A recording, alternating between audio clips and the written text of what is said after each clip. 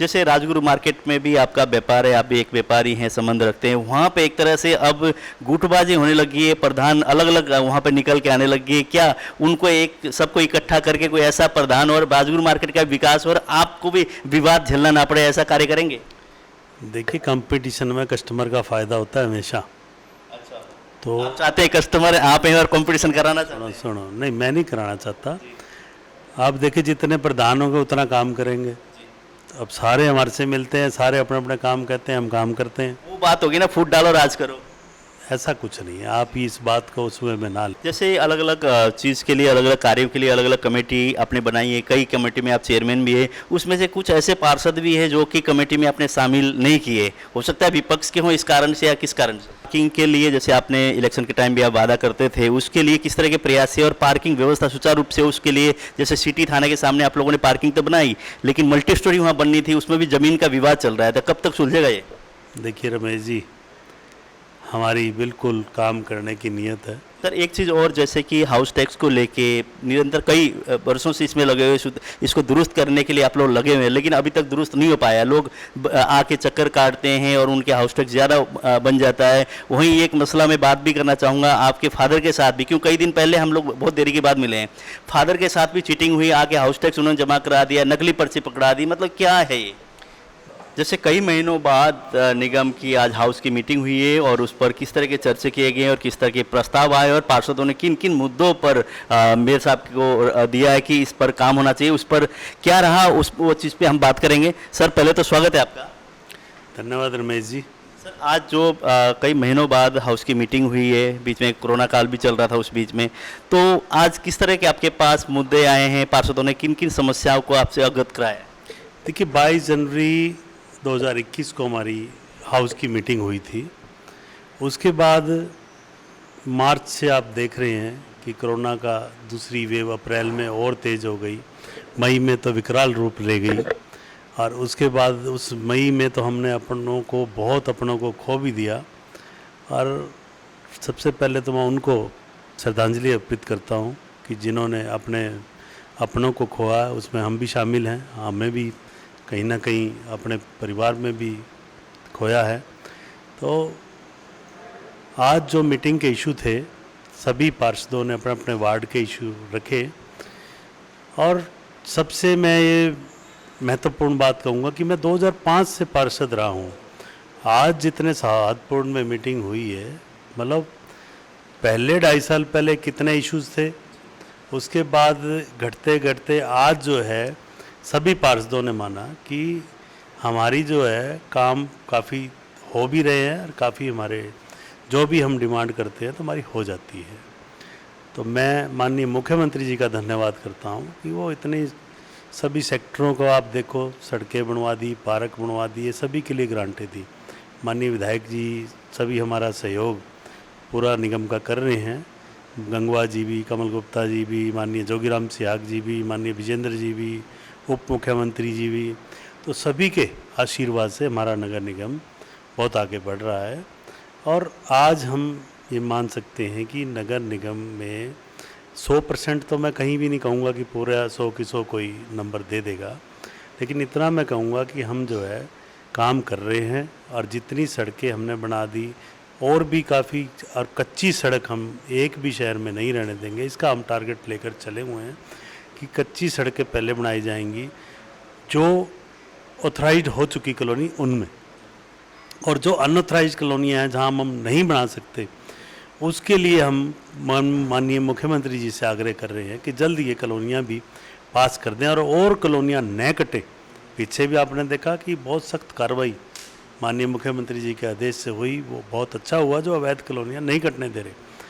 अब जो अवैध कॉलोनी बस चुकी हैं, जैसे पहले वैध करते आ रहे हैं, तो हमने भी मांग रखी है, हाउस ने भी मांग रखी है कि जो लोग बस चुके हैं उनको सीवर, पानी, सड़क की सुविधाएं, स्ट्रीट लाइट की सुविधाएं प्रदेश सरकार आदेश करे और वैध कॉलोनियों की लिस्ट में उनको करे। उसकी भी आज हमने एक प्रस्ताव ऊपर पास करके भेजा है। और ग्रीन हिसार के विषय पर भी चर्चा हुई है, और पिछले शुक्रवार जो मीटिंग की तो उसमें पब्लिक हेल्थ के अधिकारियों में पानी की तो हमें लगभग अच्छी रिपोर्ट मिली। महावीर कॉलोनी का जलघर भी आपने देखा दोबारा बनना शुरू हो चुका है। आज़ाद नगर के जलघर का भी 10 करोड़ का काम पास हो चुका है। वहाँ पे मोटर का भी और नए टैंक के भी एस्टीमेट पास हो चुके हैं। जल्द आज़ाद नगर का भी काम शुरू हो जाएगा। सीवरेज की व्यवस्था में मैं मानता हूँ कि अभी हमारी बहुत कमियाँ हैं। सीवरेज में हम जो पुराना शहर है, राजीव नगर, मिलगेट क्षेत्र और पटेल नगर का एरिया भी काफ़ी जगह सीवरेज ब्लॉकेज की हमें समस्या आ रही है। तो इस पर भी हमने अधिकारियों से 17 तारीख तक एस्टीमेट मांगे हैं कि आपको जितना पैसा चाहिए सरकार देगी, आप जनता को जो है सीवरेज की समस्या से मुक्ति दिलाएं। अधिकारियों का भी थोड़ा कहना था कि जब से सीवर मैन एक हमारा शहीद हुआ है, क्योंकि जो अपनी ड्यूटी पर वो था और ड्यूटी के दौरान सीवरेज के मेन हॉल में जाने से डेथ हो गई, तो उसके बाद सुप्रीम कोर्ट ने सख्त आदेश जो कर दिए हैं कि कोई भी मेन हॉल में नहीं जाएगा। वो अच्छी बात भी है कि जान जोखिम में डालना, हमें किसी की जान जोखिम में डालने का अधिकार नहीं है। उसके कारण भी दिक्कत आ रही है। पहले तो मैनुअल जो सीवरेज साफ़ हो जाते थे, अब मशीनों से सीवरेज साफ़ करने की कार्रवाई की जा रही है। तो पीछे एक जेटिंग मशीन की भी कमी महसूस हुई। तो ये सब हमने पब्लिक हेल्थ के साथ बैठक की, तो उसमें इश्यूज़ आए। तो मुझे लगता है कि जल्द हम इस इश्यूज़ को भी दूर करेंगे। और जो पशु रखते हैं, जिनके गोबर जो है सीवरेज में जाते हैं और उसके कारण सीवर ब्लॉक होता है। वार्ड नंबर 6 में बहुत समस्या है इस चीज़ की, 7 में भी है, कुछ हद तक 5 में भी है। तो मैं उन साथियों से आग्रह भी कर रहा हूँ और चेतावनी भी दे रहा हूँ कि अपने व्यवस्था गोबर की खुद कर लें। और निगम पे और हमारे पब्लिक हेल्थ के अधिकारियों से भी मैंने आदेश किए हैं कि जो ये साथी नहीं मानते इनको चालान काटो और जो कानूनी कार्रवाई बनती है इनके खिलाफ करो। जैसे डेयरी शिफ्टिंग को लेके ड्रॉ भी निकाले गए, उसके बाद अभी क्या देरी है कि डेयरी शिफ्टिंग नहीं हो पा रही? देखिए, डेयरी शिफ्टिंग का प्रोजेक्ट हमारा चल रहा है। मैं माननीय मुख्यमंत्री जी का तहे दिल से धन्यवाद करता हूं कि 50 एकड़ प्राइम लोकेशन की ज़मीन शहर के लिए दी है और डेयरी संचालक भी इसमें पूरा इंटरेस्ट दिखा रहे हैं। तो इसकी हमारी फाइल अप्रूवल के लिए ज़रूर गई हुई है और जल्द मैं मानता हूं कि अप्रूव होकर जो हमारा मैप है वो आ जाएगा। और इसके लिए माननीय मुख्यमंत्री जी ने भी डायरेक्टर अशोक मीणा जी को आदेश किए हैं। अभी मैं पिछले हफ्ते ही मिल के आया हूं, तो जल्द ये काम भी डेयरी शिफ्टिंग का जो बनाने का प्रोजेक्ट हमारा जल्द शुरू हो जाएगा। मल्टी स्टोरी पार्किंग के लिए जैसे आपने इलेक्शन के टाइम भी आप वादा करते थे, उसके लिए किस तरह के प्रयास है और पार्किंग व्यवस्था सुचारू रूप से उसके लिए, जैसे सिटी थाने के सामने आप लोगों ने पार्किंग तो बनाई, लेकिन मल्टी स्टोरी वहाँ बननी थी, उसमें भी ज़मीन का विवाद चल रहा है, तो कब तक सुलझेगा ये? देखिए रमेश जी, हमारी बिल्कुल काम करने की नीयत है और कभी आप मेरे कोई भी भाषण उठा के देख लेना, मैं वायदे कभी झूठे कहिए नहीं और ना ही ऐसी मैं बात बोलता, जो लैंग्वेज भी नहीं बोलता मैं। हमारा प्रयास है कि वहाँ पर जो है पार्किंग बने, मल्टी स्टोरी बने। ये घोषणा पहले से हुई है, मेरे मेयर बनने से पहले की, और अभी उसका हमें बजट नहीं मिला है। इतने हमने अस्थायी पार्किंग वहाँ पर शुरू कर, 4 दीवारी देखो आप बना दी है। ऐसा ही हम राजगुरु मार्केट में भी करने जा रहे हैं और आज हमने एक प्रस्ताव डाला है कि सब ऐसा नहीं मिला या उसमें पुरातत्व विभाग ने भी आप लोगों के रोक लगाई ना? नहीं, पुरातत्व का तो मुझे नॉलेज में नहीं आया। अगर ऐसी बात है तो वो तो अड़चनें सारी दूर की जा सकती हैं। तो पूरी पार्किंग व्यवस्था का मार्केट एसोसिएशन के साथ मिलकर हम हल निकालेंगे और आज हमने मीटिंग में ही प्रस्ताव पास किया है। और जैसे राजगुरु मार्केट एसोसिएशन संभाल रही है, ऐसे अन्य मार्केटें भी सहयोग करके और नगर निगम उनके साथ मिलकर एक ऐसा दोस्ताना व्यवहार चलेगा, तभी जाकर हम सफलता इस पे हासिल करेंगे।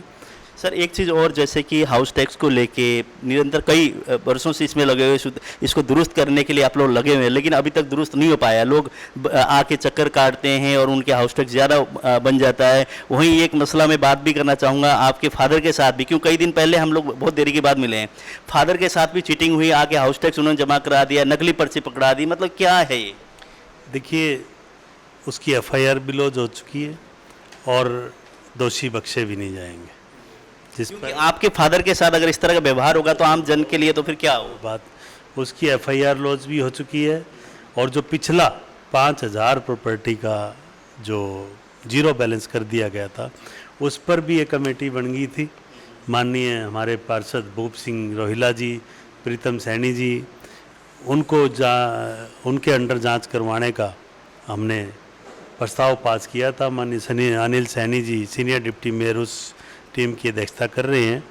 और जितने भी प्रॉपर्टी टैक्स में ये फर्जी रसीद एक मिली थी, तो हमने, हमारा एक कर्मचारी था विकास, उसको भी घर बिठाने का काम किया है। और ऐसे अगर और भी कोई दोषी पाया जाता है, उसकी ये ना समझे कि वो बख्शा जाएगा, वो उसको सज़ा ज़रूर मिलेगी। और ये कमेटी की जांच अभी चल रही है। कल भी इस विषय पर बैठक है। और मैं जब मेयर बना था तो मेरे पास जो अगर 100 लोग मिलते थे तो 80 प्रॉपर्टी टैक्स की समस्याओं को लेकर मिलते थे। अब 100 में से वो एवरेज 30 आ गई है। हमने जो है 50 कंप्लेंट घटाई हैं। और उस पर काम आप देखते हैं, लगातार हमारे कमिश्नर भी प्रॉपर्टी टैक्स ब्रांच में बैठकर काम कर रहे हैं। मैं कमिश्नर साहब का भी धन्यवाद करता हूं जो खुद इतना पेन लेकर काम करा रहे हैं। और आज एनडीसी पर भी एक एनडीसी और हमारे समय में लागू हो गई। उस एनडीसी के कारण स्टाफ तो वही है, काम करने वाले व्यक्ति उतने ही हैं, उनसे ही हमने प्रॉपर्टी टैक्स ठीक कराना है और उन्हीं से ही एनडीसी करानी है। और सर्वे भी वैसे तो कंपनी ने किया है, उस सर्वे का भी हम चेक करवाने का काम कर रहे हैं। और आज प्रॉपर्टी टैक्स के सर्वे की जो बिल जो प्रॉपर्टी का सर्वे हुआ है, उस सर्वे ठीक हुआ या नहीं, उसके लिए हमने एक प्रस्ताव पारित किया है कि सभी को उनके एक लेटर जारी करके बिल बांटा जाए कि आपका ये बिल है, आपकी इतनी प्रॉपर्टी है और इतनी फ्लोर बने हुए हैं, इस कैटेगरी में आती है। तो एक लेटर बन के उनके पास जाएगा और जब अगर वो उसका जवाब नहीं देते तो संतुष्टि मानी जाएगी। यदि वो अपना ऑब्जेक्शन समय पे दे देंगे तो उस ऑब्जेक्शन को दूर करने का काम नगर निगम करेगा। ऐसा हमारा आज हाउस की मीटिंग में पास हुआ। जैसे अलग अलग चीज़ के लिए, अलग अलग कार्यों के लिए अलग अलग कमेटी आपने बनाई है, कई कमेटी में आप चेयरमैन भी है, उसमें से कुछ ऐसे पार्षद भी है जो कि कमेटी में आपने शामिल नहीं किए, हो सकता है विपक्ष के हों इस कारण से या किस कारण से? देखिए, ऐसा कोई भी पार्षद नहीं है जिनको हमने कमेटी में न लिया हो। वो खुद के कारणों से कोई रिजाइन करके गए हैं, तो रिजाइन तो जो काम नहीं करना चाहते तो उसका हम क्या कर सकते हैं। लगभग सभी पार्षद उसमें शामिल है। फिर भी किसी की काम करने की इच्छा है, वो अगर बताए, हमने तो कमेटी एक और बना देंगे। काम करने की इच्छा किसी की, वो बताए कि कौन पार्षद है संतुष्ट है। ऐसा हमने तो 20 के 20 वार्डों का, आज कोई भी पार्षद कह दे कि सभी पार्षद अपने वार्ड की मॉनिटरिंग करेंगे, उनकी मॉनिटरिंग के बिना कोई भी बिल नगर निगम में पास नहीं होता। और आज आप किसी भी पार्षद, आपने मीटिंग देखी है उसकी, पूरे शहर ने लाइव मीटिंग देखी। इस तरह कोई एलिगेशन है तो हम एलिगेशन दूर करने का काम करेंगे। और हमें तो चाहिए काम करने वाली टीम चाहिए, और काम करने वाली टीम हमारे साथ है। और मैं आपको पहले ही बताया, मैं पार्षद भी रहा हूँ, ऐसी संयम वाली मीटिंग पहले कभी नहीं होती थी जो अब देखने को आपको मिल रही है। और पहले तो छुप के मीटिंग करा करते थे, हम तो लाइव मीटिंग कर रहे हैं। हम अपनी साइट पे, निगम की साइट बनाई हुई है, उस पर कोई भी व्यक्ति जाकर किसी भी समय आप उसके वार्ड का पार्षद क्या बोला और कौन व्यक्ति क्या बोला, कौन सा अधिकारी ने क्या जवाब दिया, सभी आप लाइव देख सकते हैं। तो अभी जैसे कि अवैध निर्माण का आप लोगों ने जैसे कार्य शुरू किया हुआ कि अवैध निर्माण जहाँ गिराने का, उस पे कहाँ तक कि अभी कितना, जैसे बहुत सारे लोग ने इंक्रोमेंट की हुई है अभी भी, और बहुत सारे इलाके ऐसे हैं कि जहाँ अतिक्रमण हो रहा है, तो उस पर क्या आगे की किस तरह की तेजी लाएंगे और किस तरह से स्ट्रॉन्ग डिसीजन लेंगे आप? देखिए, आज पड़ाव चौक में अतिक्रमण की शिकायतें आई, कुछ वार्ड नंबर 6 की आई, तो उस पर अधिकारी को निर्देश दिए हैं कि अपने कार्रवाई करें। और इसको आप अवैध निर्माण मानते हैं, उसमें कानून में भी कई कमियां हैं। अब कोई बंदा 100 गज का मकान बना रहा है, 100 गज का नक्शा 100% पास नहीं होता, लेकिन पुराना शहर सारा पहले से बना हुआ है। तो ऐसी कई समस्याएं हैं जहां कहीं कानून के बदलाव की भी ज़रूरत है। लोग अपनी जगह पे बिल्डिंग बनाते हैं, और कमर्शियल जो बड़े मॉल टाइप ये बनाते हैं, इनको नियमानुसार बनाने चाहिए। जो छोटी छोटी दुकानों का इनका कोई होता है तो इन पे नहीं कोई ऑब्जेक्शन करना चाहिए, इनको तो छूट देनी चाहिए, और बाकी जो नियमानुसार बिल्डिंगें बननी चाहिए। जैसे पिछली बार भी आपके ऐसे डिप्टी मेयर तो हैं, सीनियर डिप्टी मेयर दिखाई नहीं देते, क्या कारण है? सीनियर डिप्टी मेयर ही हैं हमारे अनिल सैनी जी, डिप्टी मेयर नहीं आए आज वो किसी शहर से बाहर थे शायद, उनका फ़ोन तो आया था, मैं नहीं आ पाऊँगा। तो नाराज तो नहीं है? वो तो जयवीर ही बताएगा। हमारे तो छोटे भाई समान है और हमेशा मान सम्मान से बात करते हैं। आज उनका फ़ोन आया था सुबह मेरे पास कि आज नहीं आ पाऊँगा, और पिछली मीटिंग में बैठे थे वो, थोड़ा सा उनके बैक पेन भी चल रहा है, तो नहीं समय इतना दे पाए वो। लेकिन ऐसा नहीं है कि नहीं आते वो, और जैसे उनका सहयोग हमारे साथ रहता है, और उनके वार्ड के एजेंडे और काम चल रहा है। उनके जो शहरवासी उनसे मिलते हैं, वो अपना काम अधिकारियों से कराने का काम कर रहे हैं। जैसे राजगुरु मार्केट में भी आपका व्यापार है, आप भी एक व्यापारी हैं, संबंध रखते हैं, वहाँ पे एक तरह से अब गुटबाजी होने लगी है, प्रधान अलग अलग वहाँ पे निकल के आने लगी है। क्या उनको एक सबको इकट्ठा करके कोई ऐसा प्रधान और राजगुरु मार्केट का विकास और आपको भी विवाद झेलना ना पड़े, ऐसा कार्य करेंगे? देखिए, कंपटीशन में कस्टमर का फ़ायदा होता है हमेशा। अच्छा, तो आप चाहते हैं कस्टमर आप हैं और कंपटीशन कराना चाहते हैं? सुनो, नहीं मैं नहीं कराना चाहता। आप देखिए, जितने प्रधान होंगे उतना काम करेंगे। अब सारे हमारे से मिलते हैं, सारे अपने अपने काम कहते हैं, हम काम करते हैं। वो बात होगी ना, फूट डालो राज करो। ऐसा कुछ नहीं है, आप ही इस बात को उस वे में ना लें। अब जितनी पॉलिटिकल पार्टियां हैं, क्या आप उन्हें एक कर सकते हैं? तो अगर कर सकते हैं तो बताएं। नहीं, ये तो राजगुरु मार्केट के एक छोटा सा मार्केट है, इतना बड़ा भी नहीं है, और वहाँ पे इस तरह ऐसे ही कहीं मान लो किसी ने ठान ही ली कि हमने तो ये करना है, ये इशू वैसे मेरा नहीं है, ये व्यापारियों का इशू है। उनको अपनी एसोसिएशन खुद बनानी चाहिए। और जो इलेक्शन, वैसे तो एक इलेक्शन होना चाहिए, जितनी दुकानें हैं डायरेक्ट इलेक्शन करें, और अपना 1 साल या 2 साल या 3 साल संविधान बनाकर अपना प्रधान चुनें। उसमें हमारा इशू नहीं है। हमारा काम है, हमने काम करना है, हमने व्यापारी साथियों की मांग को पूरा करना है, और उनका व्यापार अच्छा चले, यही प्रार्थना ईश्वर से करते हैं। और यही उनके सहयोग से ही निगम चलता है, और उनके सहयोग के लिए निगम है। तो एक दूसरे के साथ निगम जो है बंधा हुआ है, निगम सारा काम करता है वहाँ, और निगम से व्यापारी करवाते भी, और व्यापारी और निगम का एक अच्छा तालमेल बना हुआ है। और अब और अच्छा हो जाएगा आगे, आप देखेंगे कि सभी के साथ बैठकर मीटिंग की जाएगी, और सभी को निगम के साथ मिलेगा, और निगम के साथ व्यापारी चलेगा।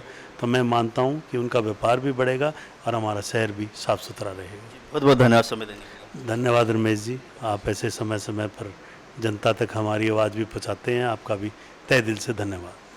जैसे कि हमने कई दिन से बातचीत थी कि हिसार के मेरे गौतम सरदाना जी से रूबरू हों और उनसे बातचीत करें। कई सवाल थे, लेकिन आज हमने हाउस की मीटिंग हुई थी तो उस पर सवाल किए, वो बातचीत की है। लेकिन इस इंटरव्यू में जो आप देख रहे हैं, इसमें आप कमेंट करें, आपके जो सवाल है अगले हम लेंगे, अलग से एक्सक्लूसिव इंटरव्यू लेंगे, स्टूडियो में बुला कर मेरे साहब से बातचीत भी करेंगे। अगर आपके कोई सवाल है, आपके इलाके में कोई विकास में खामियाँ हैं, पार्षद आपकी सुनवाई नहीं करते, कोई भी जो भी शिकायत हो, आप इसमें कमेंट बॉक्स में अवश्य करें, ताकि वो जो शिकायत है आपकी सामने रख कर मेरे हिसाब से उनको उस समस्याओं का समाधान कराने का पूरा प्रयास रहेगा।